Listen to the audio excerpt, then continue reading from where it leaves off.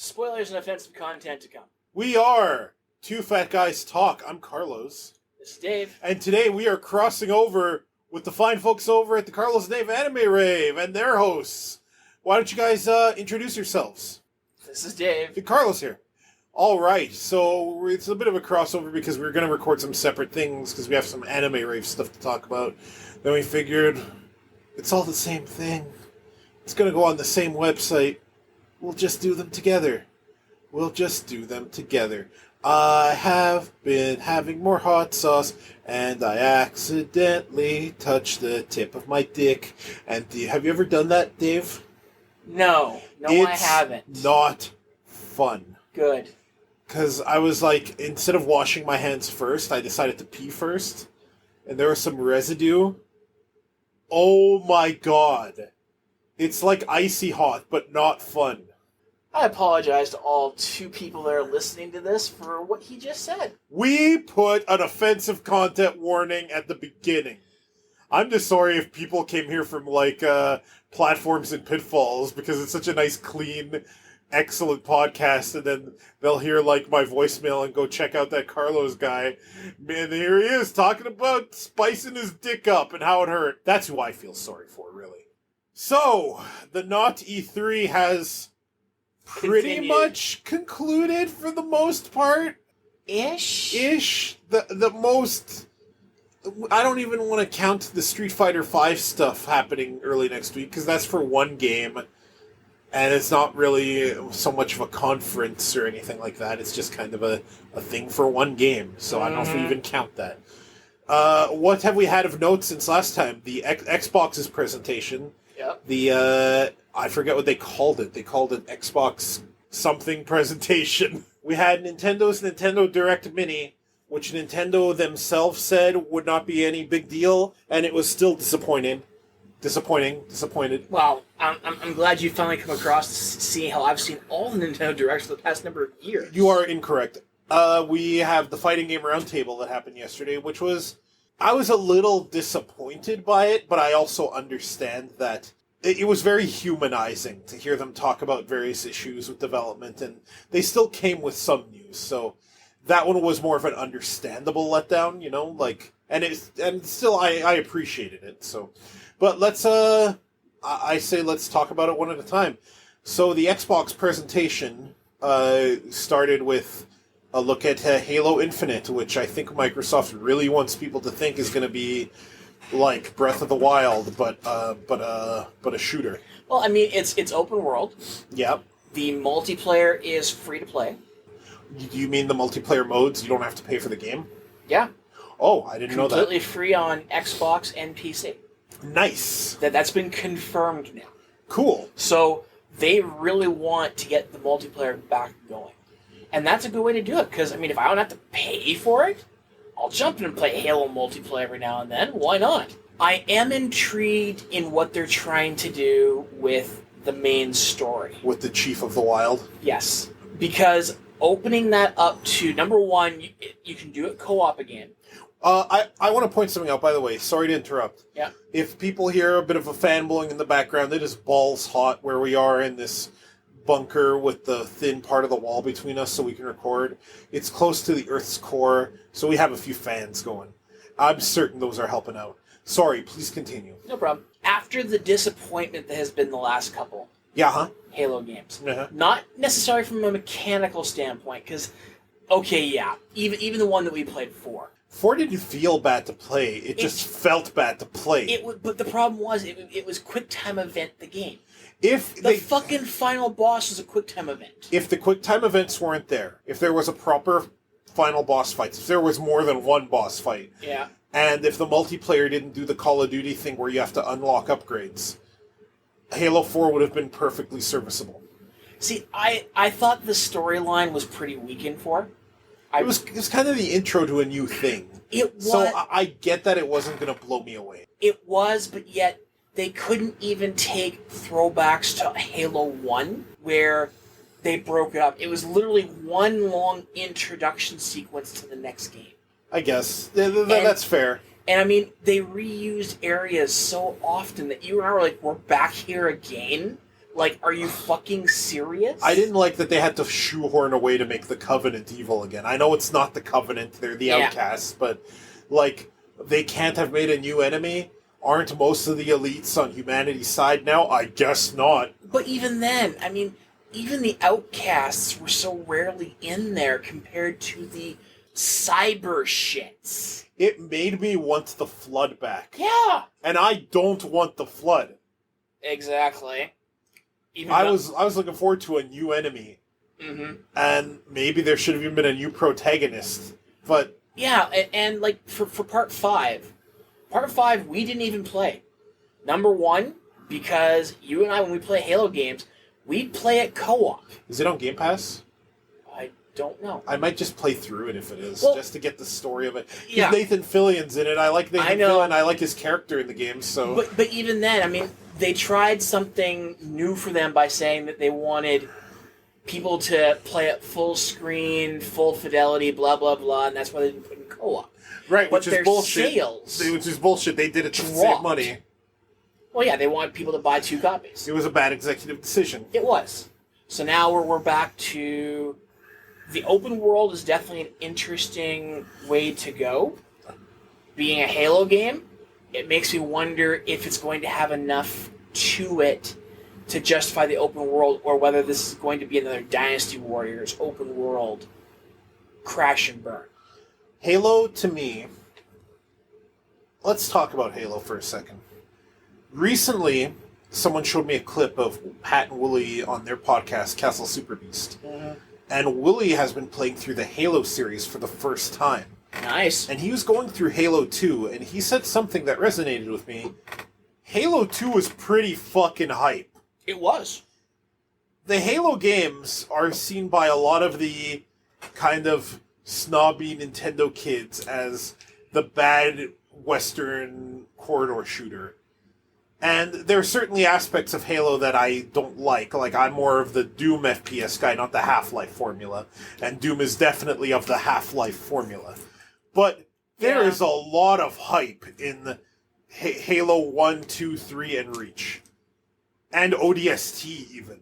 Those 5 games, and Halo 2 is probably the best of them, have some hype fucking shit. Those are exciting games to play. Especially co-op multiplayer, but even alone. I've played those campaigns alone, and they are a blast. I like them. Well, I think part of the reason why those games are so hype is, number one, we're the underdogs. We are literally, even when they bring in the Arbiter helping us in 2 and 3. Uh-huh. We are against a foe so massive that every set piece is set up so lovingly that we feel we're fighting them back, but we are fighting a unbeatable foe back. We're fighting a cosmic old god. We're fighting we're fighting a Void Lord, basically. Well, even in Halo 1. Yeah. Huh? I mean, you start the game off by our ship getting its ass kicked by the Covenant. We are always, as our characters, fighting back against a massive horde. Yes. Yeah, you bring up a good point that you're fighting an uphill battle, and this is why the open world worries me a little bit. Mm-hmm. Because open world is not necessarily better or worse than structured stages or levels. Mm-hmm. It's just like a TIE Fighter space sim is not necessarily better or worse than Star Fox. Yeah. For example, it depends on the design of the levels, the design of the encounters, the weapons, all that fun shit. And I feel like Halo lends itself better to structured levels. It's like, if Mega Man 12 was a Metroidvania, I'm not sure how well that would go. If the next Mega Man X was, that might work a little better because of the more varied abilities that X-Zero and Axel have, for example. And I'm not sure if open world is the best fit for Chief. Even in the demo they showed, it played out like a Halo level where I could have just wandered off the map. And I'm not sure that's best, and I'm a little worried about that, because I like those carefully scripted, structured events where there's a bazillion things after you, and it's just you and your stupid armor with the stupid rim on the cap. I have always hated that about the Master Chief armor. it's the set pieces that make Halo worthy of what it's doing, and those set pieces are very, very difficult to pull off in an open world setting. In fact, you could almost say that they're trying to Destiny up Halo. Because ultimately, what is Destiny but a whole bunch of open world maps? Yes, they can be broken into corridors and everything else, or larger areas, but that's ultimately what they're doing there. And I'm going to want to play it. I'm hoping that, if you're more interested in set pieces, that there is a actual path that you're expected to do that. Mm-hmm. But if the open world is like, go over here and, get some little extra storyline or stuff like that, that might work. It's just, it worries me that they're making such a big jump. I'm reminded of ODST. And in ODST, your nameless player character wanders around the city, and as they encounter clues of where their former allies were, you play a stage as that person. Mm-hmm. Those stages were really tight and really good. But the actual wandering through the hub wasn't. That part sucked. That part blew. I hated that part of ODST. The rest of the game is great. But that part of ODST, I was not a fan of at all. And that's what I'm reminded of here. It could be. Except it could be that, but without the actual going into the proper set pieces. I mean, there's definitely going to be some Breath of the Wild shrines here. They're going to be old, Forerunner installations, but they're there. We even went into one where we saw that one brute guy, who was super cool. Why am I not playing as him? The Arbiter is so much cooler than Chief. When I thought he was going to be a playable fixture in every game past 2, and when he wasn't, barring being player 2 in Halo 3, I was so disappointed. Yeah, it was unfortunate. It was a missed opportunity. On the other hand, for those of us that played the games and read the books, Chief was kind of the one we were there for.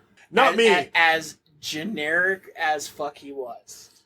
I was there for my boy Arby. I know. So we'll see how they pull this off. I mean, there's no longer any worry about playing a Spartan. Because it seems like everybody and their mother could be a Spartan now. Well, yeah. They opened up the program. Everyone can be a Spartan. Except it was never... No, I'm not going to start geek lecturing on Halo mythos. Not going to do it. So yeah, Halo was their one of their bigger items this year. Is it going to be a launch title, though? Maybe. Because that was one of the more severe problems I had with the Sony conference. Was that every game they showed us looked pretty good. Well, for the games I cared about. But not a single one was a launch title. Now, if they were leading with, Horizon Zero Dawn 2, that's a system seller day one kind of thing. But it didn't seem like either conference really had a coming launch title for the system. I'm willing to bet Psychonauts 2 is going to be a launch title. Nope. We already noticed. Oh? Psychonauts 2 has been pushed back into 2021. Better they take their time. Well, and that's just it. Is Shaver's come on there a number of times now, whenever they've had to push it back. And he's like, look, guys, we're sorry, but we're not putting this game out without it being right. And what they did show me got rid of a lot of my worries. Because the whole psychedelic stage they were showing off and everything else was Psychonauts to a T. So I'm not so much worried now as I'm just really wanting Psychonauts 2 now. Even more so than before. Of course, let's get to the elephant in the room and the other really big announcement that happened. State of Decay 3. Okay. Oh, I was so fucking hyped when I saw fucking the pace slowed to a crawl. The crowd went mild, and they showed a zombie deer. Fuck yeah! I immediately pulled my pants down and started masturbating furiously. I just could not handle the power of State of Decay 3. Why do people like these games? Okay. State of Decay... wrong answers only. State of Decay launched when zombie titles were at an all-time low, with people just clamoring for more survival horror style games. Now, I lied about all of that because the fucking gaming market has been saturated with zombie games for almost a decade now. We don't want more fucking zombie games, whether they be sick humans, actual zombies, mutations. We're tired of it. Fucking stop. Now that we have to point out some Also- exceptions. Some exceptions. Roddy Tops, exception. She's cute. Dry Bones from Mario games, exception. They're only in the castle levels. Okay. Those The don't... playable Forsaken and WoW, they're a playable race. They're always going to be there. They also don't count in this case. Because they are not the be-it-all, end-all of the game. They're not. We're tired of fucking zombies. Doesn't matter what version you want to put into your movie or fucking game. Stop. Now, I played the original State of Decay. I remember that day. I came over and you were playing something and I'm like, David, what the fuck is this garbage? Yep. And you struggled to justify it. Hey, I was looking for something different, and for the first hour, I got that. This After game that, got 2 sequels. I know. Actually, the studio that made the first one got bought out by Microsoft. They made that game on the old Xbox indie platform, is where State of Decay came from. And you know something? For an indie game, me even hating zombie games these days, they came up with something that was a little bit different for the time. With 2 and 3, they just watered down the formula and tried to put things in from other games, and they're no longer anything really unique. They're just another zombie game. So yeah, State of Decay 3 can go away. I don't give a flying fuck about State of Decay. We did, however, get for the second year in a row, we got Phantasy Star Online news. Yeah, and not only did we get that for the second year in a row, 1 year after the Xbox conference hailed the coming of PSO2 to the West, we got the world premiere announcement of PSO2, Phantasy Star Online 2, New Genesis, the new game that is for all intents and purposes Phantasy Star Online 3, but branded as PSO2 because PSO2 is Sega's big moneymaker. And that was a fucking exclusive to the Microsoft showing, where we got to see the preview of the rebuild of PSO2, the Realm Reborning of it, where they're basically turning it into Breath of the Wild, but with PSO's combat system, which seems fucking awesome. And this is why you can't just skip these shitty Xbox things, because it's like, zombie game and narrative experience, and then they'll hype you. They'll hype you for a moment, and you can't ignore it. They did this 4 years in a row now. Dragon Ball FighterZ, Devil May Cry 5, PSO2, and now New Genesis. Like, next year they're going to announce Final Fantasy 6-2, and it's going to be like, it's going to look like the best game ever made. Watch. It's going to be an Xbox and Windows exclusive. Wasn't Final Fantasy 6-2 already done? Wasn't it that cell phone continuation? No, that was for the after years. Ah, okay. Sorry. Yeah. Wrong the one nightmare. where Cecil turns into a potato. So yeah, New Genesis looks good. They finally, after the 8 to 10 years of PSO2, they're finally going with a new engine. It looks like, and they're going to be running both games concurrently. That's right.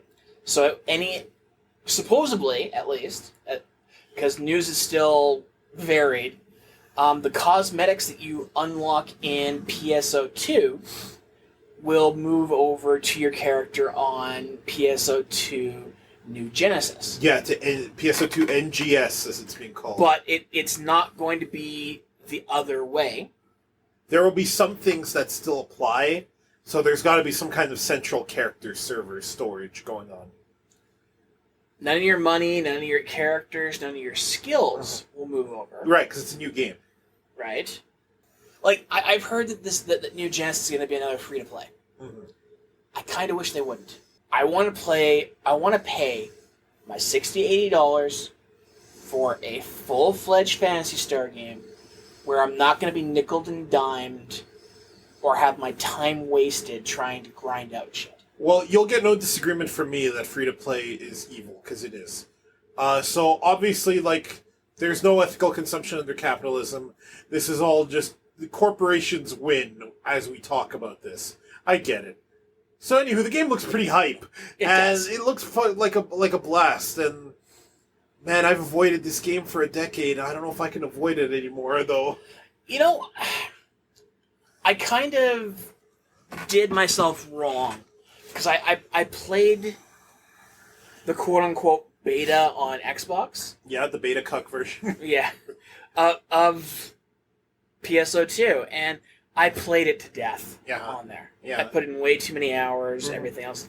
And it took me way too many hours to learn everything. I mean, 20, 25 hours in, I was still learning about different systems and characters I should be talking to and everything else. Mm-hmm. But once the PC version came out, they kind of did us wrong there because they launched it so piss poorly that it required a third-party group to fix it. Yeah, basically. And now, because of how badly it launched, it looks like it's coming up to Steam as well. Which is still using its shitty launcher. I just saw Kiki just sent me the news of that, but the tweaker is going to be updated to be able to run that as well. Yeah, then I won't even bother getting the Steam version. But you can get Wheatley and Alex costumes and Gordon Freeman. I don't care. I more bring it up that it's weird that this is happening. This is also the game with Yuki Yuna collaborations. We'll get to Yuki Yuna in a moment. Which we never got and never will get. And they left out the best costumes. They only gave Yuna and Togo outfits. They left out easily the best costume, which is Fu's. And the best sword, which is Fu's. Quiet, Fu. Exactly. Don't worry. We're going to get to Yuki Yuna in a moment. Those of you who are here for that, the timestamps are in the description if you want to yell at us in a little bit as we yell. Oh my god. So back to Xbox. What else was from Xbox, really, though? I mean, they showed us a little bit more of Resident Evil Town. Village. The pre-show showed us that cool game by Yuji Naka being published by Square Enix that looks like Knights meets Mario Galaxy that legit looks super cool. Why don't I remember the title? Hang on. You'll have to look it up because I didn't see anything of it. You know what? I want you to watch this trailer before we continue. Okay. Hang on. Yuji Naka Square. Balan Wonderland. Balan Wonderland. Check out the trailer for this. Okay, so I just showed you the trailer. Balan Wonderland. So, now that I've watched the trailer for World of Final Fantasy Kingdom Hearts Knights Reborn... Featuring Mario gameplay. Featuring platforming. Sorry, good platforming. Seemingly, this is Yuji Naka. You'll fall through the floor at least once. Like, honestly, this just looks like they took the World of Final Fantasy engine, turned it into a platformer, and Kirby'd that shit up. There are so many games in the Xbox presentation I would have, booted the fuck out to make room for that. Yeah. Yeah, no, I mean, the engine is obviously World of Final Fantasies. Seems like even the character designs and everything else are so... The outfits you got from that game that give you the additional abilities and everything else, that's what they're doing there for platforming. I'm not saying that's a bad thing. Yeah. It's just that it's the first thing that came into my mind is, I've seen this before. I kind of got the Knights vibe because of the people from the real world meeting the mystical, otherworldly, kind-hearted jester. Kind-hearted, question mark? We'll see how... And it also kind of has the whole Kingdom Hearts feel. I mean, the heart unlocking that case or whatever else. The bad guy hitting a guy and turning him what basically looked like one of those heartless... The cryptic messages about heart and feelings. Yeah. Yeah, I see it. I see it now. I see it. So, I'm not saying that in a bad way. I mean, the game looks neat. And it's coming for all the systems again. While you were watching that trailer, I looked it up because I remember there were a couple other games that were pretty hype in that presentation. And they were both by Obsidian. Grounded, which is the game where you're a bunch of kids trapped in the Shrunk in the Garden. I can actually tell you some things about that game. Uh-huh. And Avowed, the upcoming AAA Bethesda-like that Obsidian is making that will hopefully blow... The not Skyrim. The Elder Scrolls games out of the water. The not Skyrim. Not Skyrim. It's unfortunate that they're gonna have to fight against that basic tagline, not Skyrim, because unfortunately Skyrim has come out for everything and is really beloved for some reason. Well, no. Okay, here's the thing. Let's face facts. Bethesda games are in their vanilla state garbage. As a long time and no longer Bethesda defender, if Bethesda didn't have access to mods, these games wouldn't have gotten off the fucking ground. Sure.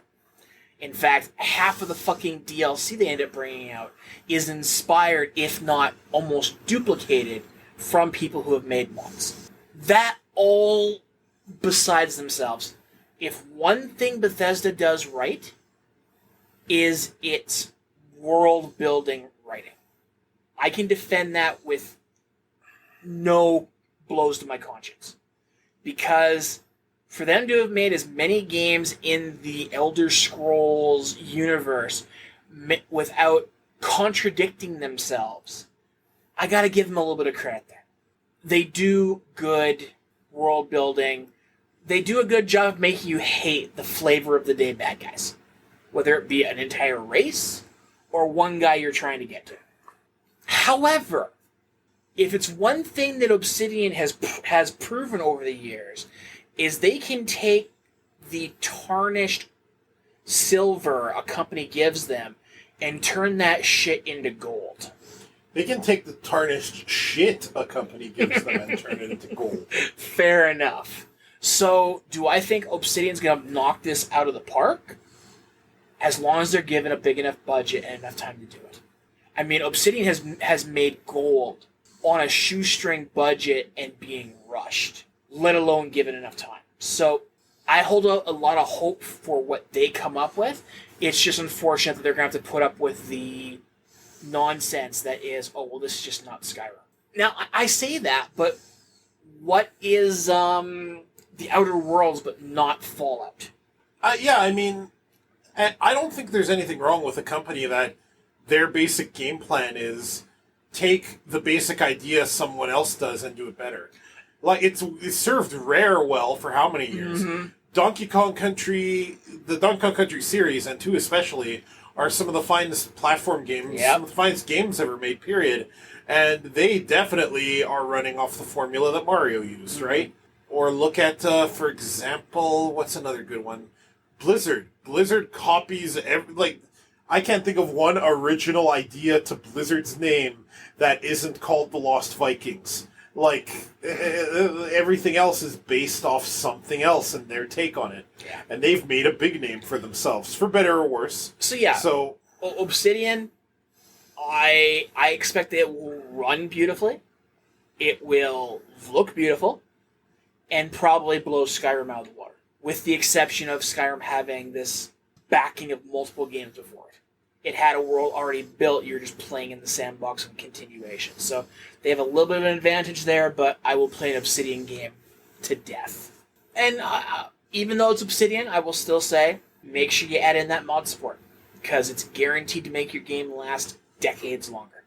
Mods have their place. They are still making mods for Fallout 3 and Fallout New Vegas that completely change up the entire game, and therefore have any game that has mod support that is worth a damn will have your game be recognized for decades. My mod policy for any game that supports them, not counting more levels and other DLC, for example, is that I try to avoid them unless I feel the need to have it, or it will greatly improve my quality of life. WoW is the big example. I don't like the default unit frames, and I like what Deadly Boss Mods tells me about bosses. So I use the unit frame add-on and that add-on. Mm-hmm. If I got Crazy Taxi on PC, I would mod in the original music. In a heartbeat. And if I ever played this terrible, terrible, terrible Steam version of FF6 again, I would probably use one of the many mods people have made to make it not shit. Otherwise, I tend to stick to the unmodded game, and I suspect Obsidian will be just fine here. It will, however... I'm not saying they can't have the mod support. I'm not saying I'm against it. I'm not. No, and where Unfortunately, I have to come at this topic from a Bethesda standpoint. It's unfortunate, but too many times does a game dev decide on a certain way they want things to be done, even when it may not be fun, it may be clunky and everything else. This is where modders can make your game better from even day one. So I am a big proponent of mods available from day one. I'm kind of the opposite way, just because I want game devs to do their own work. I think mods can enhance an experience. I think it's absolute bullshit when developers rely on mods to fix problems. Like those mods for Blizzard I mentioned, I shouldn't need them. I should be able to modify the base game myself to make it what I need. I think Blizzard should put in basic functionality and let mods handle the extra frivolous stuff. So if devs are relying on mods as a crutch, I'm not cool with that. And yeah, again, we're talking Bethesda, so yeah, they do use it as a crutch. I mean, there's also a little bit of an intuitive problem here. People want the games to just run. We were having this big rant about Linux earlier before we started recording and how things just don't work. And I want the game to just work. I don't want to find a mod. I want to play it right now, like... Yes, and there is a lot for saying that sort of thing. We do buy our games. How fun would, Doom 20... or Doom... What was the first one? Doom 2016? Yeah. Yeah. Doom 2016 have been if we had to mod in double jump. Jump...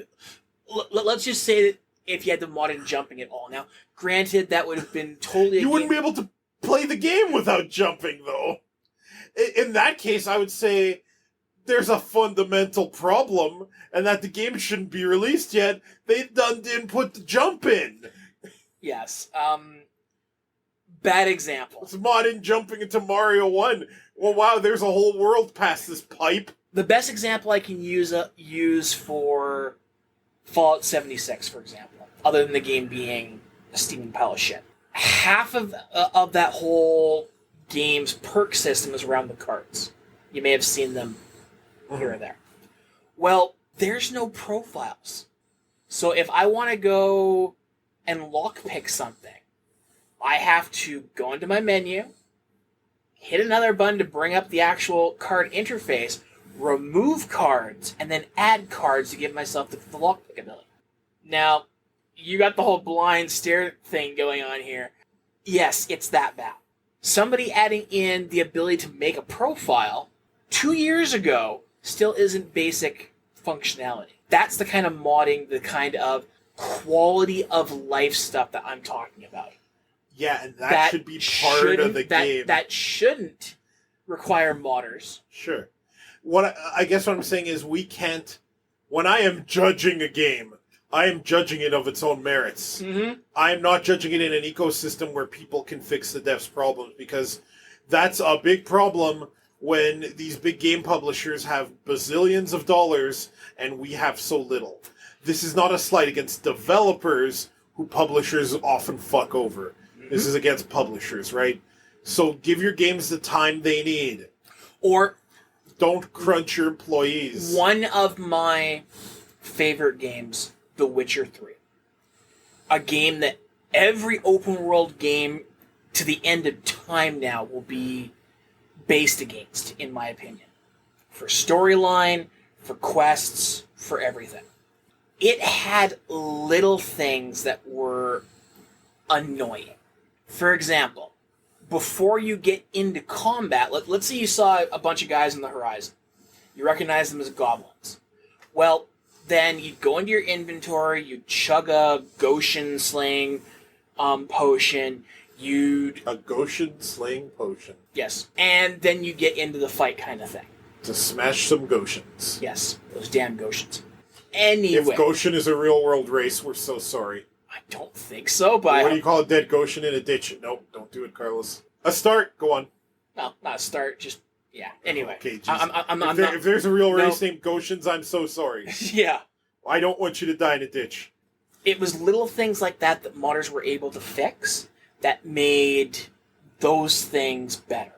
Now, it wasn't how the developer wanted it. They wanted you to have to prepare things ahead of time to react to those sort of situations. Well, the actual game players didn't want to have to do that. Again, there's a fine line to toe here between developer intent and what's convenient. Like, I think it's absolutely okay for a developer to say, this is going to be a set level of tedium because we want to relay this experience. Mm-hmm. And modding that out kind of defeats the purpose of the game, I think. That said, when a thing is tedious for no good reason, then I don't really got an issue with modding it out. The problem for that, like, I didn't mind it for the first little bit. But you are literally in tens of thousands of battles. And without me taking this potion, I'm no longer as effective. So... Your Goshen potion. My Goshen potion, yes. So, somebody modded it in that the moment you get into that battle and you identify the enemy you're fighting, it pops the potion. That seems a little much. That seems like it's automating something now. Look, I was fine after... Like, I didn't find that mod until about halfway through the game. At that point, I was ready for something like that because it had reached a level of tedium that I didn't want to continue playing. Did it at least put a hat on Geralt's head where it's one of those baseball hats that have the cup holders and you have the Goshen potion on one side with a straw coming down and you have another potion on the other side and it shows him sipping it because it's that automated? No. Because that's what the add-on should do, I think. It'd be funny. It'd definitely be funny. So, the only other gaming-related thing I can think of is that Nintendo's Mini Direct was kind of disappointing, but they also said it wasn't going to be big. They announced that they also said they weren't going to be doing that sort of Nintendo Direct anymore. Well, they said they're going to... They never said they weren't going to do Nintendo Directs. They said they need to evaluate if that's the best way to go forward. That's different wording. But they did reveal the new Shin Megami Tensei for the two people we know that want to play that. I'll play it. So you're one. Pose the other. That's two. Because, I mean, it's a very different gaming world compared to Persona. Yeah. So I'm totally up for it. You can have your Jack Frost and penis monsters. That's cool. Whatever. Half Japanese mythology has stuff like that. Lots of Japanese monsters want to go right after Uranus. The Fighting Game Roundtable was yesterday. We're recording this on Saturday, August 1st. And there's kind of a humbling one because we got to hear a lot of Japanese game developers talk about how, the difficulties of developing and their philosophy in light of COVID. Yeah. The philosophies of easy versus hard controls and mechanics. How do you design fighting games that are stick and pad friendly at the same time? Stuff like that. It was actually a neat thing to hear. Harada was trolling people by putting up old embarrassing pictures of them on the camera. At one point, he put up a picture of Itagaki that the Team Ninja members laughed at, which was hilarious. The SNK devs lost connection because they were on Wi-Fi, and Harada was chewing them out for being fighting game developers that freaking attended this on Wi-Fi. You know something? Good! Because here's the thing. People who are on Wi-Fi playing any multiplayer game, get the fuck off my connection. There were some announcements. Capcom is having a Street Fighter V thing on Tuesday, so they only announced that stuff was coming, but they didn't give us new characters. Oh look, it's Capcom Street Fighter, where nothing has happened for years. Samurai, they've been slowly improving. Samurai Showdown announced a new season, but no new characters yet. Mm-hmm. Samurai Showdown, I'm glad it's doing okay, even if I haven't been playing it. Yeah. Guilty Gear showed off 2 more characters for Strive. The return of Leo Whitefang, which was kind of unexpected, but he's cool. Mm-hmm. And the new black guy, we finally have a name to. What was his name? Nago Rikumi, something like that. He's a black dreadlocked, apparently Japanese vampire techno samurai, and he's fucking cool. He looks like he plays like a Samurai Showdown character as well. He looks like a blast. I will forever call him Token. If he's a token, he is the most elaborate token I've ever seen. He's cool as shit. they announced a new character for Soul Calibur 6. Setsuka, who you have no idea who that is, so I won't continue talking. And yeah. It's Soul Calibur. I haven't played Soul Calibur since 4, and at that, only a little bit. Cool. So, that was the Fighting Game Roundtable. Do we give out Best of Awards to the Naughty 3? Well... Because if so, it's Sony. It's Sony. And, there was a Devolver thing, which was fine. It wrapped up the story arc. I don't know if they're going to have more in the future, but if they do, great. I have no doubt Devolver will do more. I mean, they released that bloody non-E3-centric shooter game as part of that conference. Non-E3-centric shooter. Yeah, they actually... it's a free game to download. Oh, yeah, the thing that has all the clues in it that shows all the games. Yeah. I thought that was a neat way to do it as well. They did show some more from the new Serious Sam, and what's it called? The other one. Shadow Warrior? Shadow Warrior 3, that looked pretty the cool. actual important one of the two? Yeah. See, Shadow Warrior, I've seen now the first stage-ish, and I'm both intrigued and worried. Number 2 did a more hub world with generated areas for each set type. This one looks like it's going back to more of a Shadow Warrior 1, just predefined areas, one full game. That can work. But the reason why they went to randomized areas based on tile sets and a hub world with missions and stuff like that was because by the end of Shadow Warrior 1, you were glad it was over. I mean, I was glad. Anybody who was playing it was glad. It dragged on for a while. So having that randomized and the missions and everything else gave Part 2 a little bit more life and a little more staying power, especially seeing as you play multiplayer. So 3 hasn't really touched on that yet, so I'm going to play either way because I play that game for the absurd amounts of gore and killing, as well as the dialogue. I mean, it's great throughout. It does, however, seem like they may have brought on some members of People Can Fly who did, what was that one shooter? The one where you got points based on kills. Yeah, Gears of War Judgment. The other one. People Can Fly has done more games. Yeah. I know the one you're talking about. I don't remember the title. Duke Nukem was a guest character on one of the versions. What was that called? I've got it right. The game I wanted to like. And we're wrong not to. Bulletstorm. Bulletstorm, thank you. I remembered before you read it. Because from the stage trailer, we get a grappling hook that we can use to get around the level, as well as pull people towards us and then kick them into pointy things and stuff like that. And I'm watching this, I'm like, okay, so all you need to do is replace Lo Wang with the guy from Bulletstorm and make this a post-apocalyptic alternate world, which it kind of already is.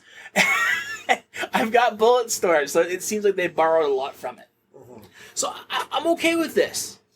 I'm just a little bit worried.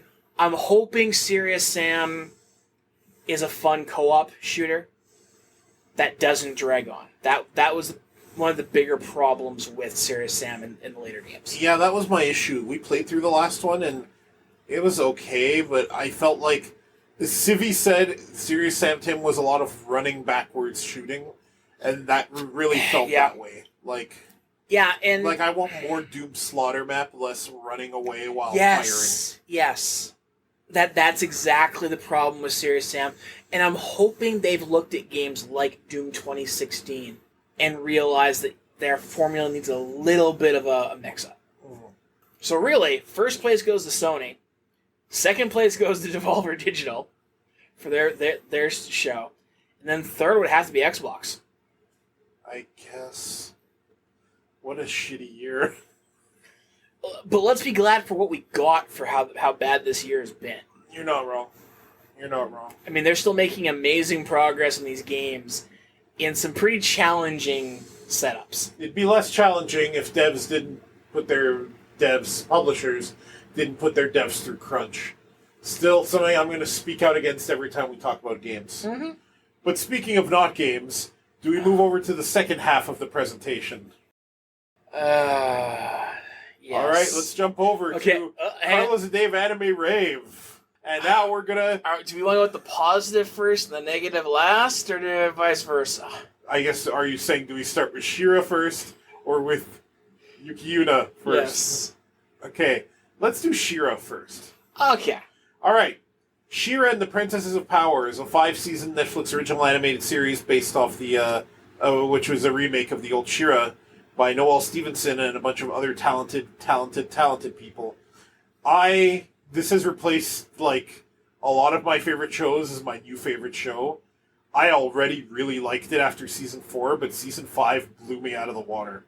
So much good resolution, which the next thing we're going to talk about doesn't have. So much payoff. An actual fucking LGBTQIA plus rep and the Catradora kiss. By the time that season was done, I was like, wow. That was perfect. Like, absolutely perfect. But of course, I think the thing we all need to talk about is the redemption of Shadow Weaver. Fuck her. Fuck that lady.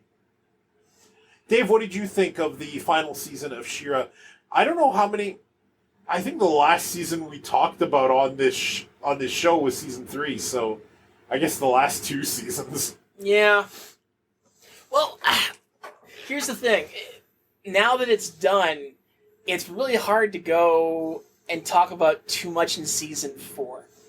Because Season 4 really did feel like, in retrospect, just a really good, but giant lead up to the payoff. In a way that makes sense because the production codes reveal that Shira was supposed to be 2 seasons of 26 episodes. There you go. So, Season 4 and 5 were really one thing, and the first 3 were another. Though we're used to that from things like...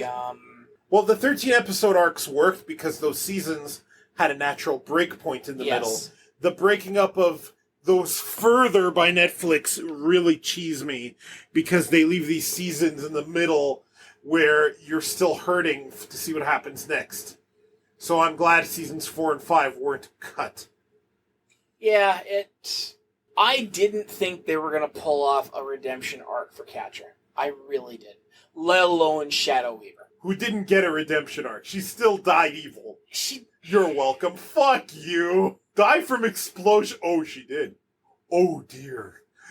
Look, I wasn't sad to see Shadow Weaver go. Yes, she didn't get a redemption arc, but let's face it. If we can consider Darth Vader redeemed in Return of the Jedi, Shadow Weaver basically did the same thing. Sorta. Yeah, she did, didn't she?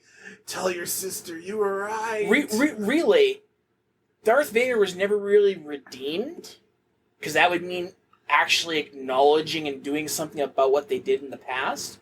Really, they just gave their lives up for somebody who was important to them. He kind of died before he could. Exactly. And it was enough of a redemption to become a light side Force ghost. Dude, you could sneeze the bad guy and become a light side Force ghost. Come on. Really? How much pussy do you think these light side Force ghosts get?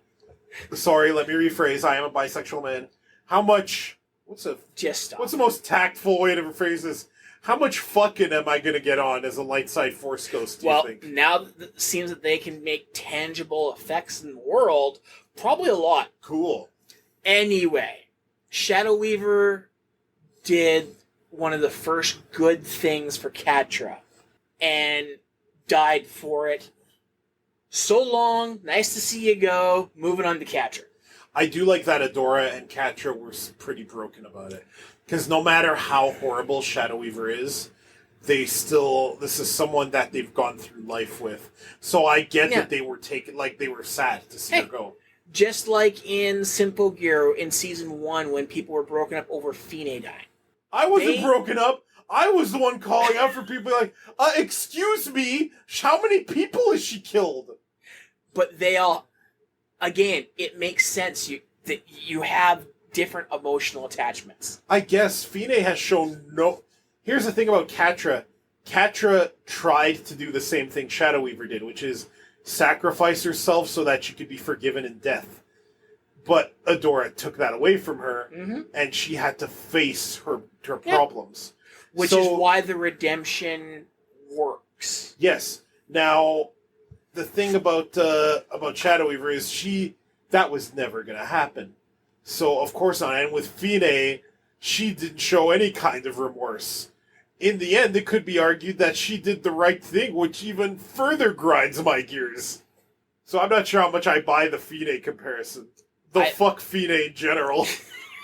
Anyway, yeah, I did not think they could pull off Catra's redemption, but they did it masterfully. No, it was super well done. And so many good lines this season. Well, so many good lines. Many from Adora. Yeah, but and of course, then there's just the one-liners like I never do this line verbatim right, but when one of the princesses is just like, "Are we okay with this?" When Hordak and Entrapped are chatting happily again, and Mermista with Seahawk's arm around her is like, "So we're like okay with this?"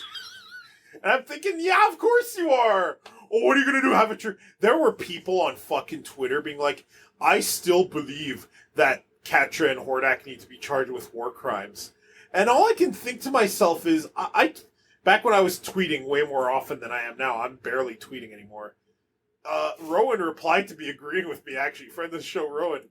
What are they going to do? Have a fucking tribunal? Yeah, okay, let's have a tribunal. Perfuma will bring the flowers, and they'll be happy-feely. They'll have a movie night. It's over. People got to get over it now. The thing...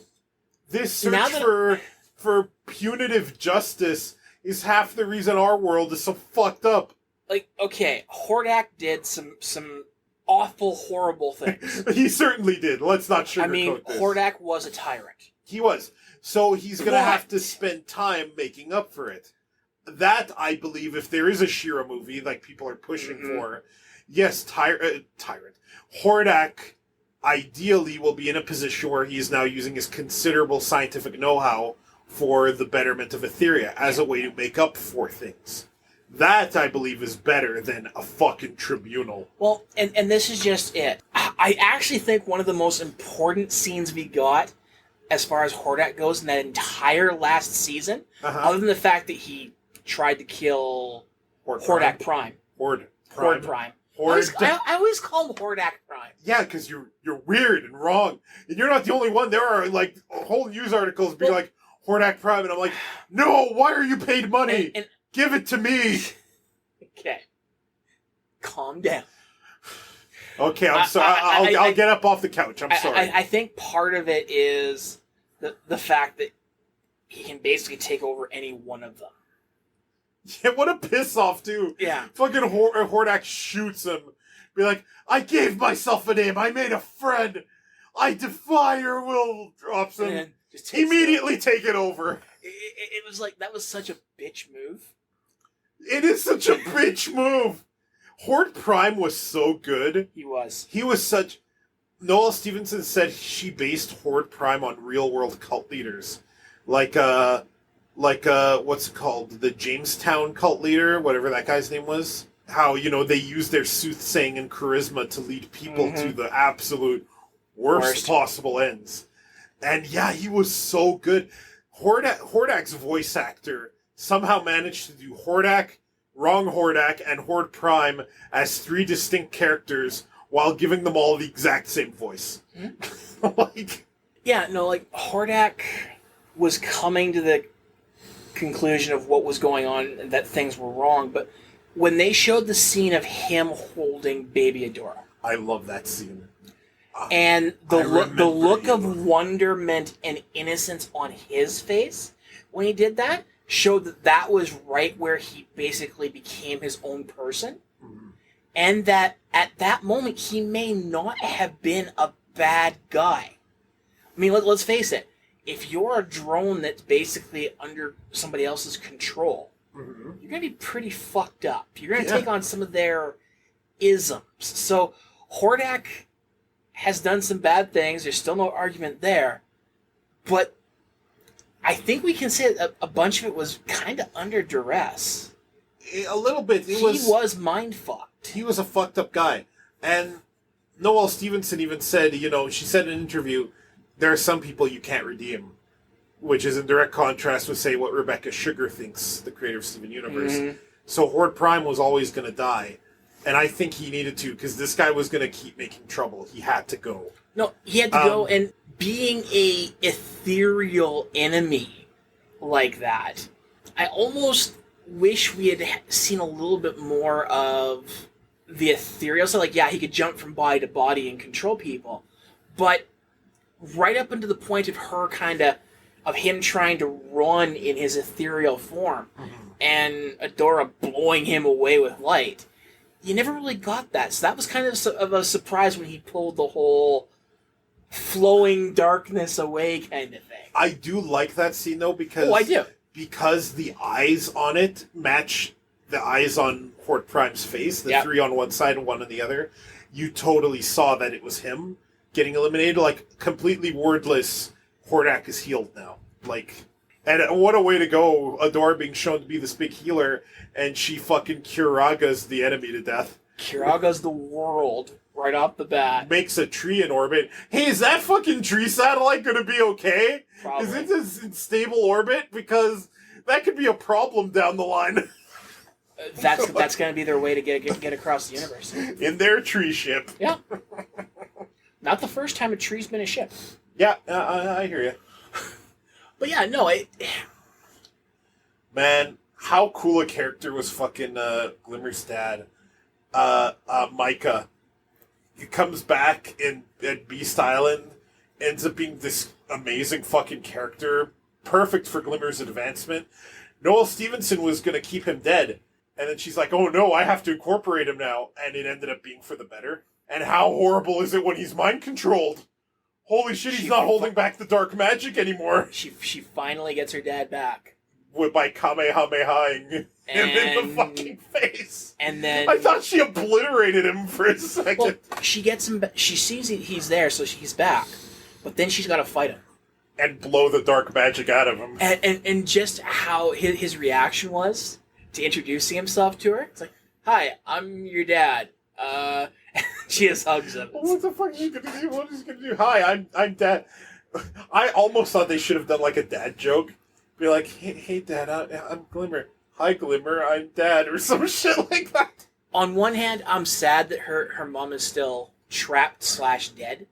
I still do not believe that Angela's dead. I really don't. I don't think she's dead. She's just trapped. She's somewhere in the universe. Now, there's your Shiro movie right there.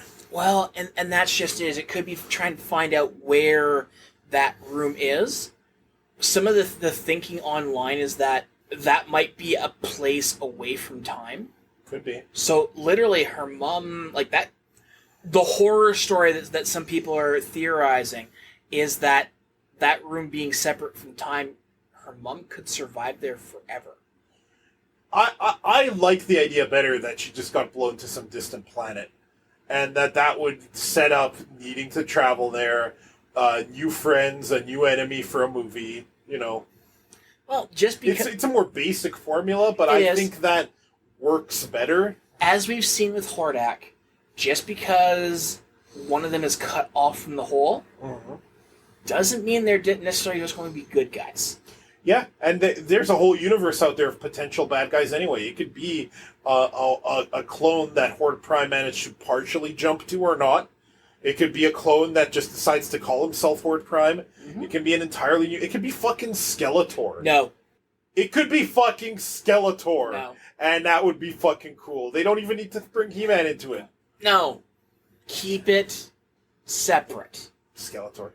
Look, just Skeletor. I like Skeletor's character. I love Skeletor. Skeletor has a background with Hordak in the original stuff.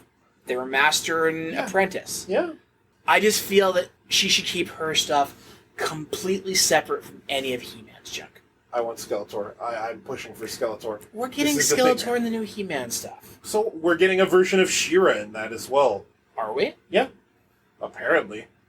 Never because heard that Kevin Smith's He-Man is supposed to be a direct continuation to the original. of the old canon. Yeah. So it's not going to be a new He-Man. I know. Yeah. It's the original Prince Adam 1980s Masters of the Universe. So it's supposed to be like a cheesy 80s cartoon. And which, by the way, is totally fine. As much as I love the new She-Ra, I don't hate this idea of bringing back the old one as a cheesy new kind of thing. Yeah, that's fine. I've got no problem with that. I mean, I do hope it has more than 6 frames of animation per episode. I kind of don't. I kind of hope they I have higher standards now. I hope they reuse that super fluid Adam running towards the screen thing 3 times an episode. No. And that they have a kid's message of the day at the end of every one as well. No. Absolutely not. I would like if, they know Adam is He-Man. Because the only He-Man show that ever did that was the one where he left to another universe. Yeah, the New Adventures of He-Man. Yeah. I like that Shiren didn't have the secret identity thing because it made a lot less sense in that environment. Mm-hmm. It makes more sense for Adam, and I still don't think he needs it. I really don't. Just like in the Superman TV show, Adventures of Superman? Whatever. The one where they do the whole comparison with the glasses. I'm Superman. I'm... The one where Clark was like, where Lois is like, how do you keep beating me to these bylines? And Clark says, well, the truth, Lois, is that I am Superman. And I might use my super speed, hearing, and other senses to beat you to it every time. And then Lois looks at him and says, you're a sick man, Kent. Yep. No, I mean, it's all good that way. It's just, I don't think He-Man's friends are that stupid.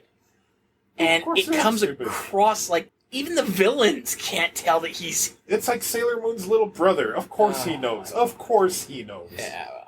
Oh yeah, hey Serena, where you been? You heard of Sailor Moon save the day again? It rolls his eyes. Pretty much. But yeah, no. She-Ra was an amazing show. Fantastic show. Catradora Cannon Kiss makes me very happy. Well, okay. Bo, you were right about the the bow and glimmer one, though. That, as much as I like the whole 3 or 4-some idea between all 4 of them, bow and glimmer were meant from the episode freaking 1. Yeah, that was obvious. It works out, too. It works out so well. But I think my favorite scene, other than the kiss, is when Horde Prime... See, cut myself. Good. When Horde Prime shows Adora a scene of the future that can, quote-unquote, never be. That was a cool future. That was, not only was it a cool future, there were things there that I didn't notice in the first, 5 times watching that scene. Like how Adora and Catra have elements of each other's outfit? Not just that. Their hairstyles, the changes there, are reminiscent of, Glimmer's culture when they become couples and everything else.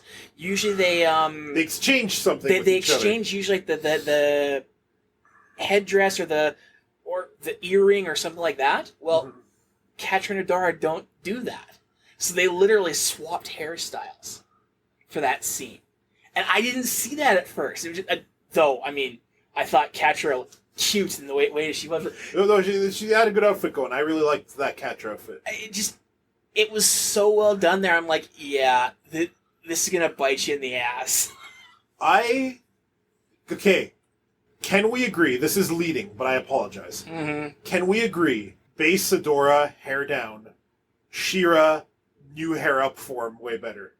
I love the new She-Ra form in Season 5. I saw it, I'm like, whoa. Look, I didn't have a problem with the old one, but I like that Adora never really liked it. This is way more Adora She-Ra. And with the hair up, it's so much cooler. And Adora with her hair down looks a lot better, I think. This 40-plus-year-old white guy decrees about these young adult women. I think that both looks are cute. They're fine. Nothing wrong with them. I love Cheer and the Princess of Power. If this had finished airing last year, it would have easily been my best show and American animation and anime, fuck you, of the decade. So it's probably still going to be of the decade, unless Owl House or something really blows it away, which it could. Owl House is quite good. Now, Carlos, we talked about the good. Okay. Now, something that longtime listeners of our stuff don't know is when we originally recorded our ending to Yuki Yuna Season 2, we lost a giant chunk of audio there that took about 20 minutes to half an hour. And we were ready to just say, fuck it, it sucked, we were done. But as we started to talk, under a little bit of duress on your part for a little bit of it. I was very upset. You were very, very upset. We ended up turning that into almost an hour-long additional where we went into further things. We need to preface this with something. Well, I'm just... Let me just finish here. Go ahead. Yuki Yuna Season 1, we rated very high because it was a complete story and we really enjoyed what we had there, minus a little bit of the sadness porn. Sure, we should probably clarify the full title of this, which we haven't mentioned yet, is Yuki Yuna wa Yusha de Aru. English title, Yuki Yuna is a hero. Yes. Or Yuna Yuki is a hero, depending on which way you arrange the surname and given name. And Season 1 was popular enough that we actually got a really good dub. You thought that Yuna was better in the subs because of her yelling. I disagreed. I think the dub was really good until the end, and it sounded like they were phoning it in. I think the sub is better, but the dub is still very serviceable for this, let's face it. Yeah. Extraordinarily Japanese-ass show. Yes. This anime is so Japanese that I almost felt a sweat drop on the back of my head as I watched it. Season 2, however, was made up of 3 movies, and then 6 or 7 episode. 6 episodes that were the real Yuki Yuna season 2. Yes. Because those 3 movies were prequel. Were the anime versions of the manga that preceded the Yuki Yuna anime, which was Washio Sumi wa Yusha de Aru, which is the identity of Togo. So, oh god, we're back in. Yes, we are. We were done. No, we're not. And even watching the movies, we were getting a major sadness, suffering porn kind of vibe. And then we actually hit the actual continuation to Season 1, and it got much, much, much worse on the suffering. Now here's the thing. I'll sum this up quickly. Yuki Yuna, Season 1, I thought needed more episodes and more to it other than what all the suffering porn. But it was still good, and I still liked it. Yep. And at the time, I lambasted its kind of offensive fan service, which I don't do anymore. I'm all pro fan service these days. Fuck it. So no problems anymore there. I take it all back, Dave. Let the ass jiggle. I don't. And Season 2 Once again, I am being the voice of reason. Fuck you. And Season 2 of Yuki Yuna, the 6-episode one that was actually about Yuna, the issue there is that, we got a lot of the Damocles sword shit, which the first season gave us, which I take as part of the series. Mm-hmm. But the problem is that this show that already needed more time was now constricted to 6 episodes where, despite a ton of shit happening, nothing happened. Mm-hmm. There was the shit at the beginning of rescuing Togo. Which wasn't bad, actually. Which was okay. And then there was Yuna getting cursed. And then... suffering and more suffering. And then it ended disappointingly. Like, that scene where Yuna merges with the Taisha and punches God in the mouth and destroys the evil sky god to take back the Earth should have been cool, but it... and I'm all rule of cool. It was cool. But that was it. Mm-hmm. And then it ended happy, which I'm glad for, but it was a disappointing end. It was a train wreck. I used the image of a train wreck to show how it ended, and it really did end that way. I remember. Like, fucking, that's all. I said I wasn't going to take long, so I'll shut up. So the reason why we're back here is I came across a link last night that they are doing a Season 3. Yes. The great blossoming arc. Specifically, this is once again based on the Yuki Yuna group, which I had to go back and read that 3 times to say that, wait, it's not another group, it's not a passing of the torch, it's the same group again. Now, This bugs me for many reasons. Number one, there are other groups in this world that would have been awesome to have gone and seen in anime form. Mibuki! Yes. Also, I didn't realize there was anything more for Yuna. They ended the story! Exactly. So now all of a sudden, they're continuing it for the sake of continuing it, and they're going to somehow bring back their transformations when God itself is gone. The full title of this season is Yuki Yuna wa Yushadaru Dai Mankai no Sho, which is Yuki Yuna is a hero, the Great Full Blossom Arc. And that makes no fucking sense, because when you've eliminated the Dark God, and the god that was helping you is gone as well. Now keep in mind, in the mythology that's going on with Yuki Yuna, there were dark gods that became one. The sky gods. There was the gods that wanted to protect the humanity that became one god, so we've got two gods left. Good guy and bad guy. Good guy sacrificed itself, giving its power to Yuna. Yuna then used that to punch the fucking lights out of the dark god. We're down to 0 fucking gods left. So we should have no more powers. Humanity has now unlocked the rest of the world, kind of like from Scrapped Princess. It's a little Scrap Princess-y, isn't it? It feels exactly like Scrap Princess. The freaking Japan slotted right back into the fucking Earth, and you've got everything available now. Except it's more like the rest of the Earth got slotted back in.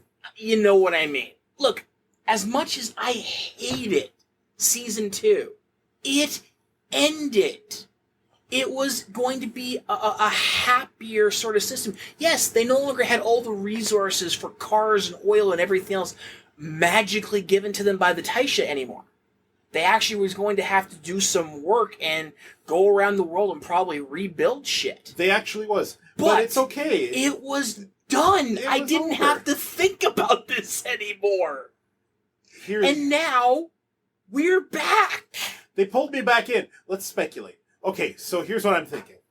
Here's who the villain could be, okay? Sure. They could pull a Gears of War 2, and it turns out that the reason that the Sky Gods did what they did was to keep an even greater evil at bay. Not necessarily a greater evil than it, but something more potentially immediately deadly. I know exactly what you're talking about. Same idea, but the greater evil in question was actually something invented by humanity. And the gods doing what they did is the only thing that kept it at bay. And now that the gods are gone, that seal is broken and it's out.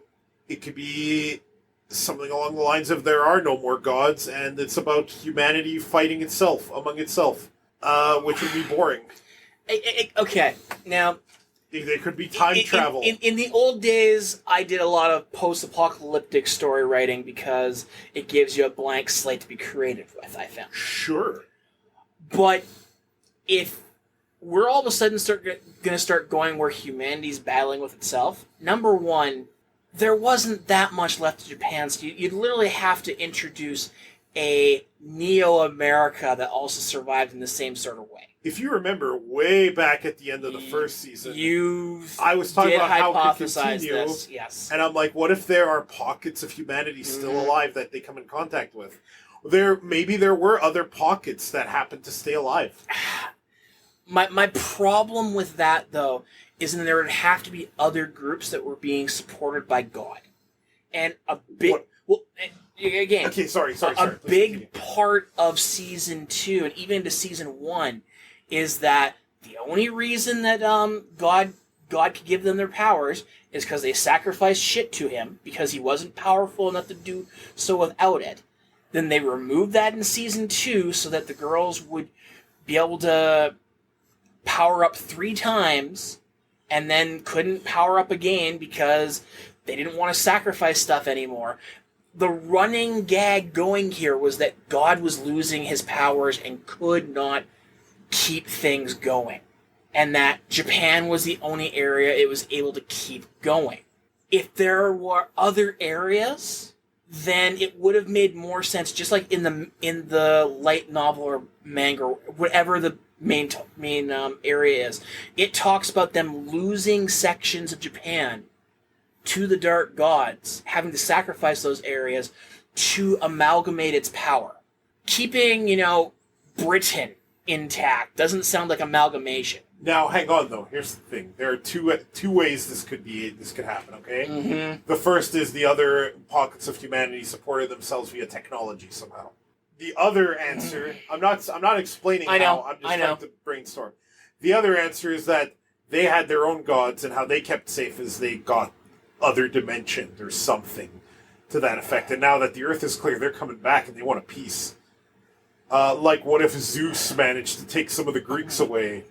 And and Jesus managed to spirit away some of the Israelis. No. Meanwhile, over here, who's our Canadian god? The Canadian maple leaf beaver god managed to whisk us away to the spaghetti monster. There you go. Managed to whisk us away to the dimension where that log rider song takes place in. And we come back as Canadian log riders, ready to reclaim parts of the Earth, too. See, everything you and I have just brainstormed is fucking stupid. That's right. And somehow, it's going to be better than what we get. I can't argue this. Fuck. Anyway. Here's what's going to happen, okay? I'm going to be front and center in this because I'm stupid, and so are you. We're going to be watching this shit. There's going to be more queer baiting, because of course there will be. Yep. And there's going to be more sadness, and it's going to be for fucking nothing.